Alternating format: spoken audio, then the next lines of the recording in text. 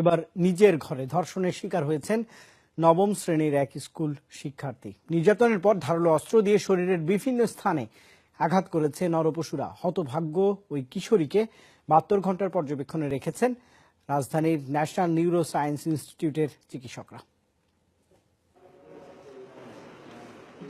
হাসপাতালের বিছানায় যন্ত্রণায় ছটফট করছেন জয়পুরহাটের কালাইয়ের নবম শ্রেণীর এই স্কুল ছাত্রী।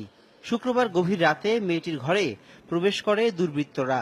ধর্ষণের পর ধারালো অস্ত্র দিয়ে শরীরের বিভিন্ন স্থানে কুপিয়ে জখম করে পালিয়ে যায়।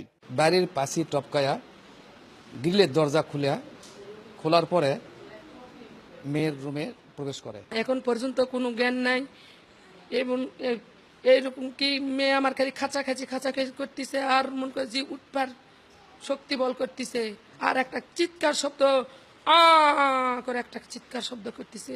তখনই আশেপাশের লোকজন কাছে সুস্থ করেন, সুস্থ করেন, সুস্থ করেন। প্রথমে গোবিন্দগঞ্জ স্বাস্থ্য কমপ্লেক্সে, এরপর বগুড়া শহীদ জিয়াউর রহমান মেডিকেল কলেজে চিকিৎসা দেওয়া হয় মেয়েটিকে। পরে উন্নত চিকিৎসার জন্য আনা হয় ঢাকায়। সেখানে তাকে 72 ঘন্টার পর্যবেক্ষণে রেখেছে চিকিৎসকরা। পেশেন্ট খুবই মুমূর্ষু অবস্থায় ছিল, তার কোনো জ্ঞান হুঁশ কিছুই ছিল না। কিন্তু আমাদের এখানে যখন আসছে, এখন পেশেন্টকে ব্যথা দিলে পেশেন্ট ব্যথা বোঝে।